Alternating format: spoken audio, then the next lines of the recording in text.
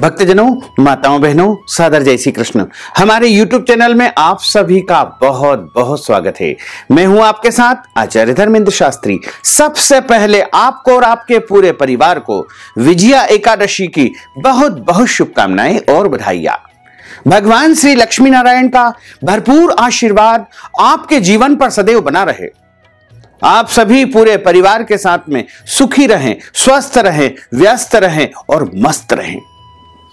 आज हम आपको फाल्गुन माह के कृष्ण पक्ष की विजया एकादशी का शुभ मुहूर्त, पारणा का समय तथा एकादशी व्रत में कौन कौन से नियम आपको पालन करना चाहिए, तो विजया एकादशी की संपूर्ण जानकारी इस वीडियो के माध्यम से प्रदान करने जा रहे हैं।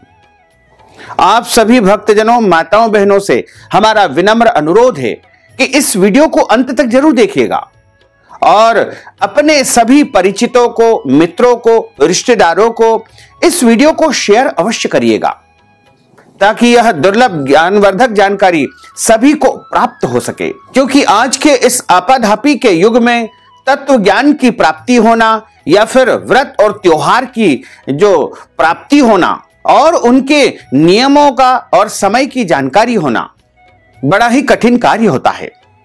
इसलिए आप इस वीडियो को अधिक से अधिक लोगों को शेयर जरूर कर दीजिएगा। एकादशी वैसे तो प्रत्येक वर्ष में 24 एकादशी आती है, लेकिन जिस साल अधिक मास आता है, पुरुषोत्तम मास आता है, उस वर्ष 2 एकादशी अधिक हो जाती है। यानी कुल मिलाकर के उस साल 26 एकादशी होती है। प्रत्येक माह में 2 बार एकादशी आती है, एक कृष्ण पक्ष में तथा एक शुक्ल पक्ष में। दोनों ही एकादशियों का अपना अपना भिन्न भिन्न महत्व हमारे धर्म ग्रंथों तथा पुराणों में बताया हुआ है। एकादशी का व्रत सबसे बड़ा व्रत माना जाता है।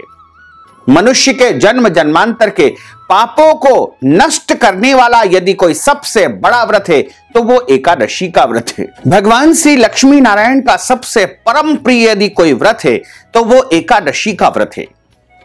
क्योंकि मनुष्य के जीवन में जाने अनजाने कई पाप होते रहते हैं और उन पापों को यदि मनुष्य नष्ट करना चाहता है तो उसको प्रत्येक एकादशी का व्रत अवश्य करना चाहिए। सभी एकादशियां अपने आप में महत्वपूर्ण मानी जाती है। सनातन धर्म में एकादशी का विशेष महत्व माना जाता है। सभी व्रतों में एकादशी का व्रत सबसे कठिन व्रतों में एक माना जाता है। प्रत्येक माह में 2 एकादशी आती है और इस बार फाल्गुन माह के कृष्ण पक्ष की जो एकादशी है, जिसका नाम विजया एकादशी है, जो कि इस बार 27 फरवरी 2022 रविवार के दिन विजया एकादशी रहेगी। हमारे धर्म ग्रंथों तथा पुराणों में बताया हुआ है कि विजया एकादशी का व्रत करने से भगवान श्री हरि विष्णु की पूजा होती है और उनकी कृपा प्राप्त होती है। क्योंकि व्रत के नियमों का पालन करके कोई विधिवत एकादशी का व्रत करता है तो भगवान उससे अत्यधिक प्रसन्न होते हैं और उसे मनचाहा वरदान प्रदान करते हैं। विजया एकादशी का व्रत करने से मनुष्य को प्रत्येक कार्यों में विजय प्राप्त होती है, शत्रुओं पर उसकी जीत हासिल होती है, उसकी हमेशा जय ही जय होती है, प्रत्येक कार्यों में उसे सफलता की प्राप्ति होती है। तो विजया एकादशी सभी कार्यों में विजय दिलाने वाली एकादशी मानी जाती है। इसीलिए इस एकादशी का नाम विजया एकादशी है। विजया एकादशी का व्रत करने से जन्म जन्मांतर के पाप दोष नष्ट होते हैं तथा धर्म, अर्थ, काम और अंत समय में मोक्ष पद की प्राप्ति होती है। जब मनुष्य के जन्म जन्मांतर के पाप दोष नष्ट हो जाते हैं तब उसके पुण्यों का उदय होता है और जब उसके पुण्यों का उदय होता है तब उसे सांसारिक तथा भौतिक सुखों की प्राप्ति होती है। और जो भक्तजन, माताएं, बहनें विजया एकादशी का व्रत करते हैं उनको विजया एकादशी की कथा का श्रवण अवश्य करना चाहिए। क्योंकि जब कथा का श्रवण करेंगे तभी उनको इसका महत्व पता चल सकेगा। और कथा हमेशा ब्राह्मण के मुखारविंद से ही सुनना चाहिए, क्योंकि ब्रह्म वाक्य जनार्दनम। जब आप ब्राह्मण के मुख से कथा का श्रवण करेंगे तो साक्षात नारायण के मुख से आपको कथा सुनने का पुण्य फल प्राप्त होगा। तो विजया एकादशी की कथा हम आपको जरूर सुनाएंगे। हमारे चैनल पर आपको विजया एकादशी की कथा एक दिन पहले ही प्राप्त हो जाएगी। फाल्गुन माह के कृष्ण पक्ष की विजया एकादशी तिथि का आरंभ 26 फरवरी 2022 शनिवार को सुबह 10:39 से एकादशी तिथि प्रारंभ हो जाएगी, जो कि 27 फरवरी 2022 रविवार को सुबह 8:12 पर एकादशी तिथि समाप्त हो जाएगी। चूंकि सूर्योदय व्यापिनी जो एकादशी है वह 27 फरवरी 2022 रविवार के दिन है। द्वादशी युक्त एकादशी का व्रत हमेशा करना चाहिए, कभी भी दशमी युक्त एकादशी का व्रत नहीं करना चाहिए। द्वादशी युक्त जो एकादशी होती है उसे हरिवासर भी कहा जाता है और वह एकादशी संपूर्ण पुण्यों को देने वाली मानी जाती है। तो द्वादशी युक्त तथा सूर्योदय व्यापिनी जो एकादशी है वो इस बार 27 फरवरी 2022 रविवार के दिन है। और वैष्णव मत के अनुसार, हमारे मत के अनुसार सभी भक्तजन और माताएं बहनें यदि एकादशी का व्रत करना चाहते हैं तो आपको 27 फरवरी 2022 रविवार के दिन ही एकादशी का व्रत रखना चाहिए। वैसे तो अन्य संप्रदाय को मानने वाले और अन्य कई भक्तजन 26 फरवरी को भी एकादशी का व्रत रखेंगे, लेकिन यदि आप हमारी मान्यता को मानते हैं और वैष्णव परंपरा को मानते हैं तो आपको 27 फरवरी 2022 रविवार के दिन ही एकादशी का व्रत करना चाहिए। इसी दिन सूर्योदय व्यापिनी एकादशी है और द्वादशी युक्त एकादशी भी इसी दिन है। और जो भक्तजन माताएं बहनें 27 फरवरी 2022 रविवार के दिन एकादशी का व्रत करेंगे, उनको एकादशी व्रत का पारणा यानी व्रत खोलने का जो समय रहेगा वह 28 फरवरी 2022 सोमवार को सुबह 6:48 से लेकर के 9:06 तक उनको व्रत का पारणा कर लेना चाहिए। हालांकि द्वादशी तिथि तो सूर्योदय के पहले ही समाप्त हो जाएगी, लेकिन व्रत का पारणा आपको 6:48 से लेकर के 9:06 के मध्य अवश्य कर लेना चाहिए। और जो भक्तजन माताएं बहनें एकादशी का व्रत करते हैं उनको दशमी तिथि से लेकर के द्वादशी तक कुछ अनिवार्य नियमों का पालन करना चाहिए।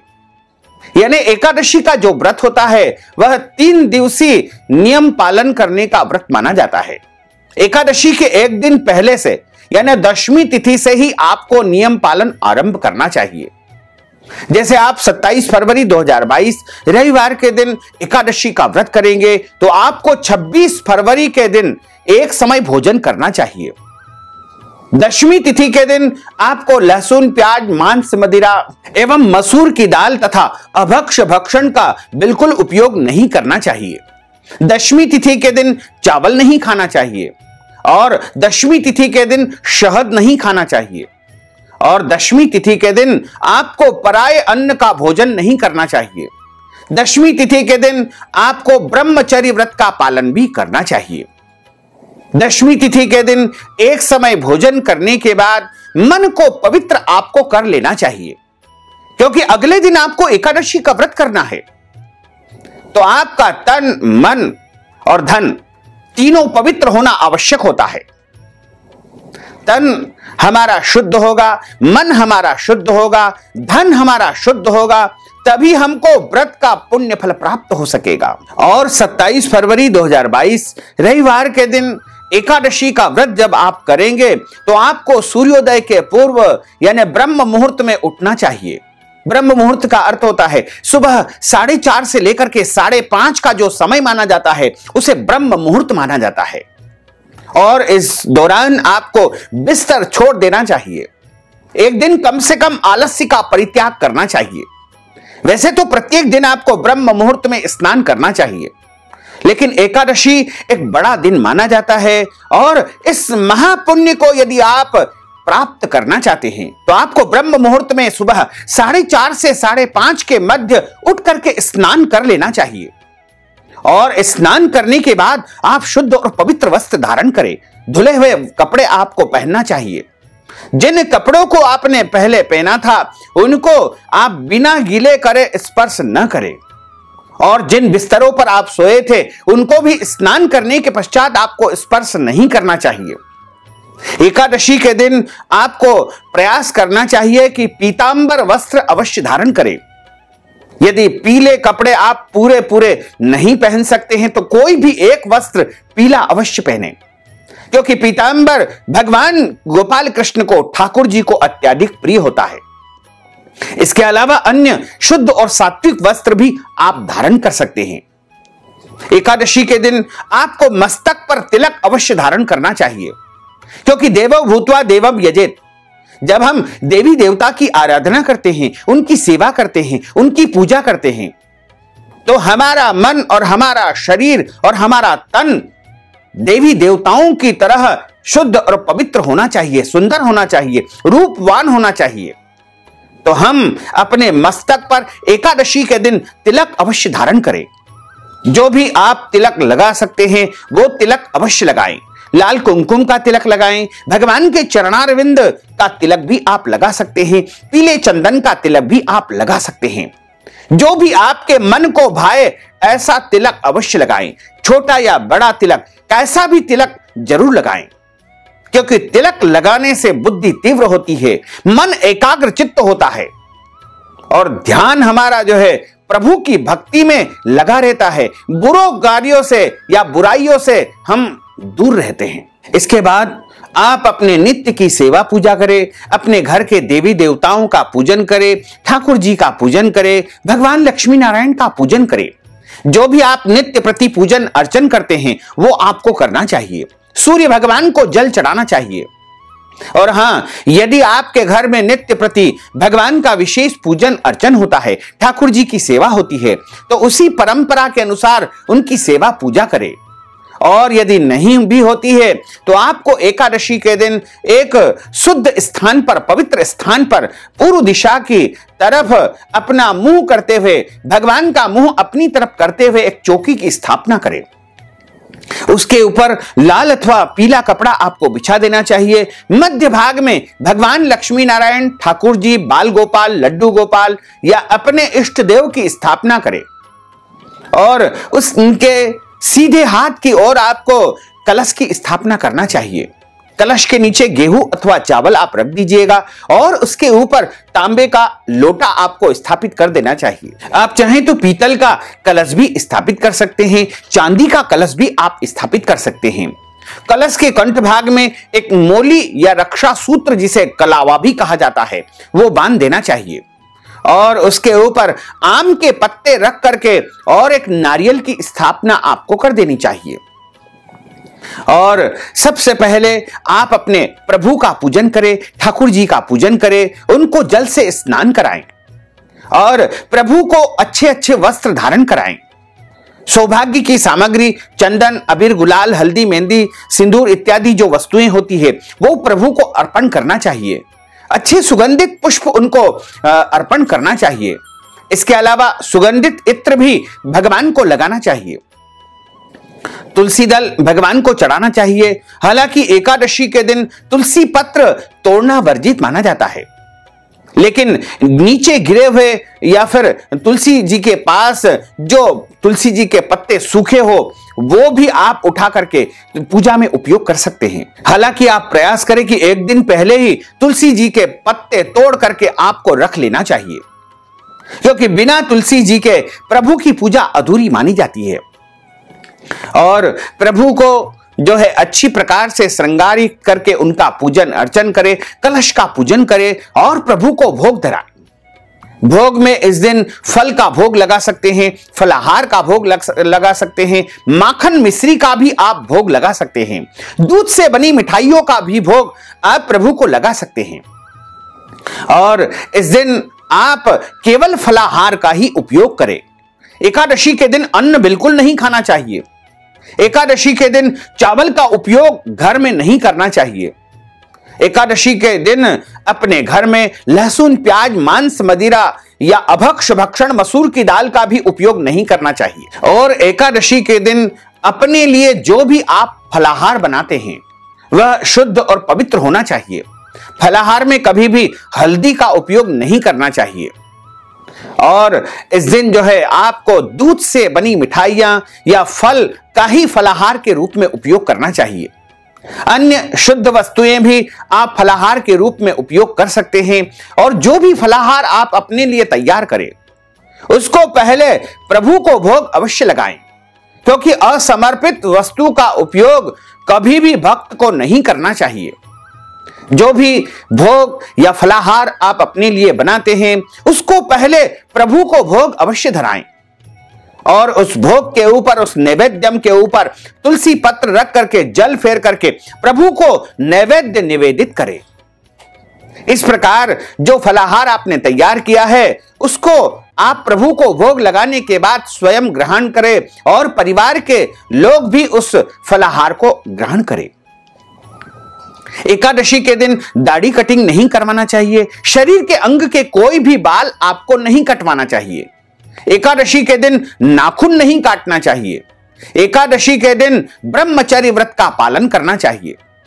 एकादशी के दिन लड़ाई झगड़ा वाद विवाद बिल्कुल नहीं करना चाहिए। इस दिन क्रोध नहीं करना चाहिए तथा इस दिन अपने घर के बड़े बुजुर्ग, माता पिता, सास ससुर और अन्य वरिष्ठ जनों का अपमान अथवा अनादर आपको बिल्कुल नहीं करना चाहिए। एकादशी के दिन साधु संत, ब्राह्मण, गुरु या फिर शास्त्रों की बुराई बिल्कुल नहीं करना चाहिए। एकादशी के दिन पेड़ पौधों को काटना या छांटना बिल्कुल नहीं चाहिए। एकादशी के दिन किसी भी प्राणी को कष्ट नहीं पहुंचाना चाहिए, क्योंकि ईश्वर अंश जीव अविनाशी। प्रत्येक प्राणी में, प्रत्येक जीव में ईश्वर का वास माना जाता है, प्रभु का वास माना जाता है। इसलिए इस दिन किसी भी प्राणी को कष्ट अथवा त्रास बिल्कुल नहीं देना चाहिए। और एकादशी के दिन आपको गौ माता की सेवा अवश्य करना चाहिए।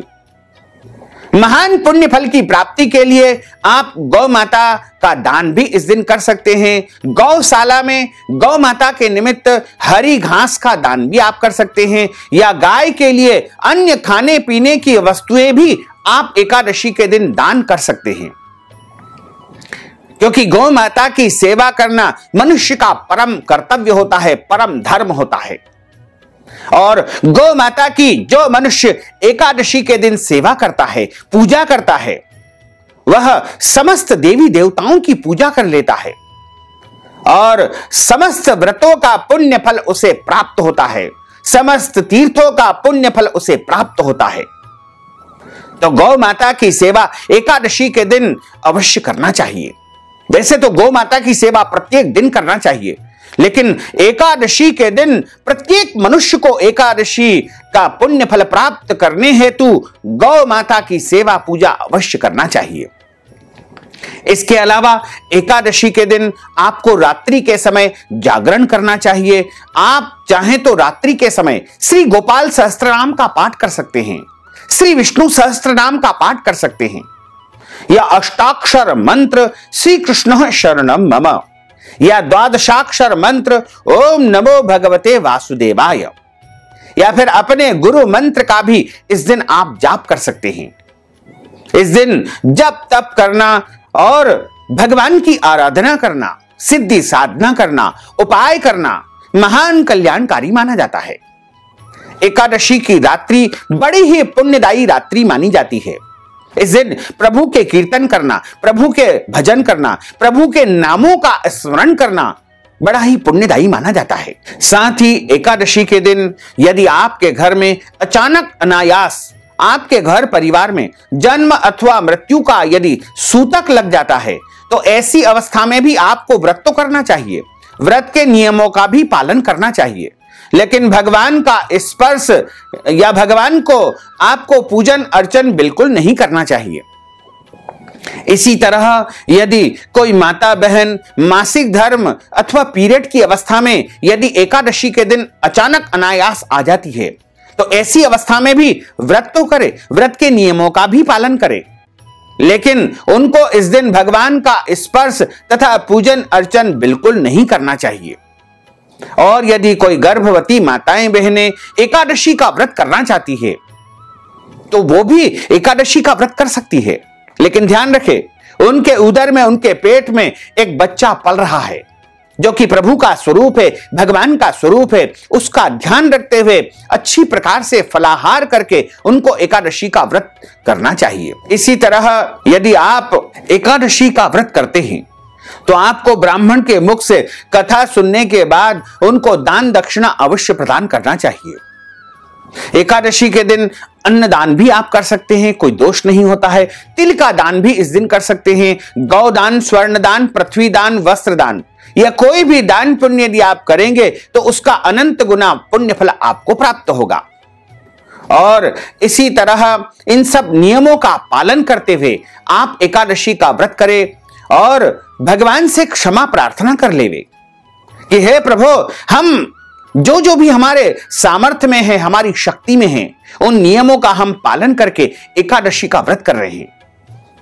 उसके बाद अगले दिन एकादशी का जब हम पारणा करें, यानी 28 फरवरी 2022 सोमवार के दिन एकादशी व्रत का पारणा किया जाएगा। व्रत का पारणा जिस दिन हम करते हैं उस दिन हमको सुबह जल्दी उठ करके स्नान करना है, प्रभु का पूजन अर्चन करना है, उनके सामने बैठ करके पारणा का संकल्प भी हमको धारण करना है। संकल्प हाथ में जल लेकर के, तुलसी जी का पत्ता रख करके और इस तरह धारण करके और जो अपने मन में इच्छाएं हैं वो बोल करके प्रभु को अर्पण कर देवे। एकादशी व्रत का पारणा आप फल से कर सकते हैं, फलाहारी वस्तु से कर सकते हैं, क्योंकि अगले दिन यदि आपको कोई और व्रत करना है तो आप अन्य फलाहारी वस्तु से या तुलसी जी के पत्ते और जल से भी आप एकादशी व्रत का पारणा कर सकते हैं। माखन मिश्री से भी आप व्रत का पारणा कर सकते हैं।